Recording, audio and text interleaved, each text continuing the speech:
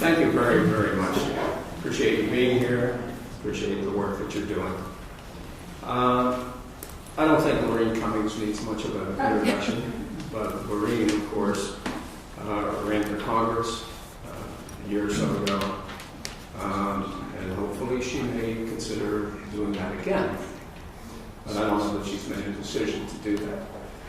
But she is making an impact in the state on other issues, specifically on a couple issues that we're really concerned about in Monroe County, basically the residential rental unit inspection law. And she is going to discuss that along with Cadillac health insurance tax. So if you would, Laureen, come on up.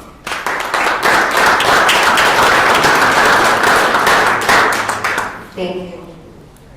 So I don't have to lift my head up anymore, right? Are you okay? Residential rent units, I was here last time and discussed those. For anyone that wasn't here and you're not sure what that is, these are new ordinances that are trying to be passed at your local level in your city council meetings. They want to do inspections on any rental property, and they waive the Fourth Amendment right of all of your tenants and your landlords to do this. In Wilkes-Barre, we just had the Mayor Layton, decided that he was going to change a 3-strike law to a 1-strike law. And what is a 3-strike or 1-strike law? This is where they say if a tenant is guilty of doing drugs or cursing, using foul language or inappropriate gestures, that they would have 1 to 3 strikes and they'd be kicked out of their apartment, and that unit that they lived in would no longer be available to rent for 6 months. Now, Mayor Layton decided he was taking the 3-strike policy and moving it to a 1-strike policy. He was just in the news this past week where he went to one building, and this gentleman was arrested for being a supposed drug dealer, and Mayor Layton was on the news posting his post with his photo up, shutting this apartment unit down for 6 months. It was an out-of-town landlord, and that's who they wanted to target to make their ordinance appeal to the public. The next day, this gentleman came out that is the landlord, and he said that he's suing the city of Wilkes-Barre because the ordinance that they passed, which required a project manager if you don't live within 20 feet or 20, can you hear me? 20 miles of the building, you have to have a project manager run your building. He had that in place. He consistently checked up on his tenants. He did criminal background checks on the woman that the lease was written out to and who signed the lease. The gentleman that was arrested wasn't on the lease. So then he took the press to his building where he showed the press how he's coming into these communities and making it better and revitalizing all these older buildings. He showed them a whole warehouse filled with refrigerators, brand new refrigerators, stoves, appliances, and how he's invested thousands of dollars to improve the community. So he will win his lawsuit. And, but it's just amazing to think that this can actually happen in our area. Now, what I've done is I went to one of our city meetings, Pittston City Council meeting, and we talked about this ordinance. And the people that were there were literally fighting. The police had to take them out of our meeting. So your first thing that you really want to do is attend your city council meeting. Because, when they see numbers of people, that's when they start to get nervous. When I first walked into the building for city council, we were standing outside waiting for our attorney, because we did bring an attorney with us. And one of the council members pulled up, and he was familiar with me since I ran for office, and he stopped dead in his tracks in the road. And the look on his face was like death had just seen him, and he couldn't believe it. So he was just sitting there, and I was looking at him, and the guy that was with me, Bob, said, "Oh boy, he just realized Laureen Cummings is here." And he pulled out and he left, and he went and got more people to attend the meeting. So they brought his cousin, who used to be the mayor, and they brought 2 other women that came to support this ordinance. And they said, these women literally said in this meeting, "You can come and inspect my house anytime you like." So this is what they're thinking, that it's no big deal. And they're trying to present it as such. When we look at why would this happen, people don't even know their own Fourth Amendment rights, that they're free from search and seizure, and that this is completely unconstitutional. So that's part of what I and the T.E.A.Party has been working on all these years, is education as well. So unless you're out there and making noise, it just continues. And I thought, well, we're going to form a group, and I went and hired an attorney. The group is now called www.NEPALTA.com. That's all, NEPALTA.com.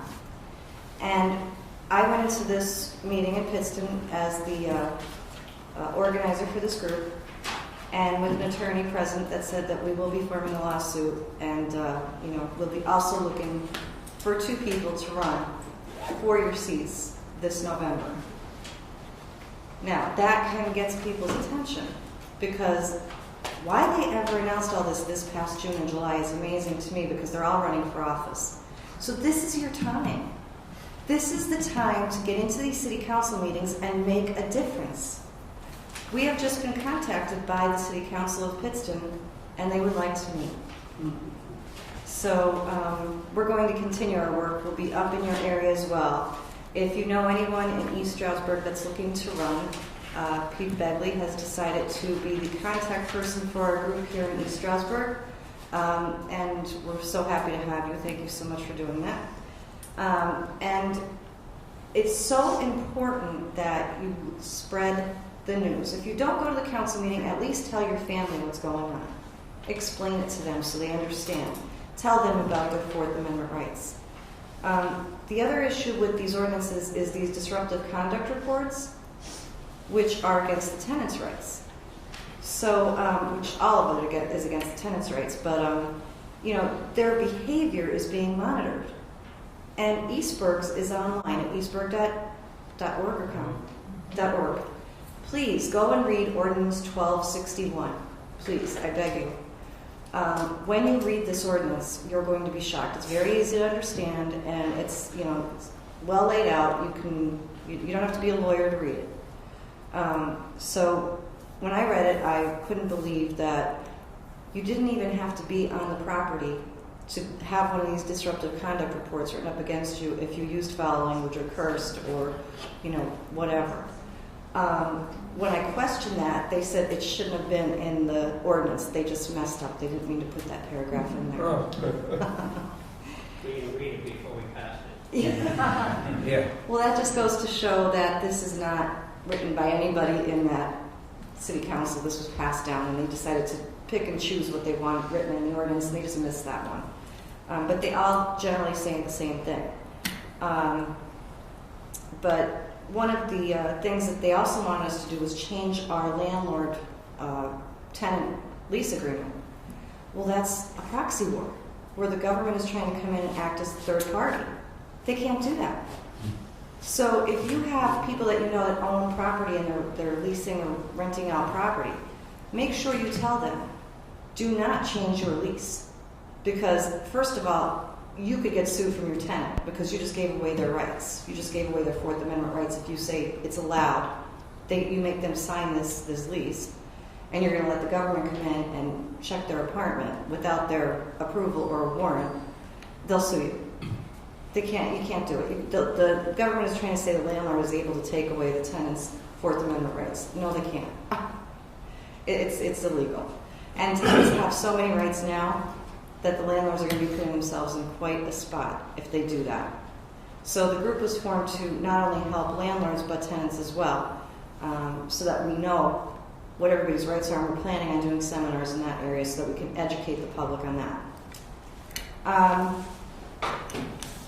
I was given a piece of paper by the ex-mayor that attended this meeting to prove that it's okay to have these ordinances and that they're legal. And this is precedent. We've had this for years, which is not true either. These were just passed in June and July. They had a fire safety one, and they just kind of added onto it, which is how the healthcare bill was passed. It was a bill that was gutted in the House, and they sent it to the Senate, and they rewrote it as a different bill and then passed it and sent it over to the House because they knew they couldn't get away with it any other way. So now they're trying this at the local level as well. So it wasn't always the law. It didn't always exist. And yes, it can be repealed, it can be changed, and your voice will matter in making that happen. So that's what I have on that subject. Do you want I can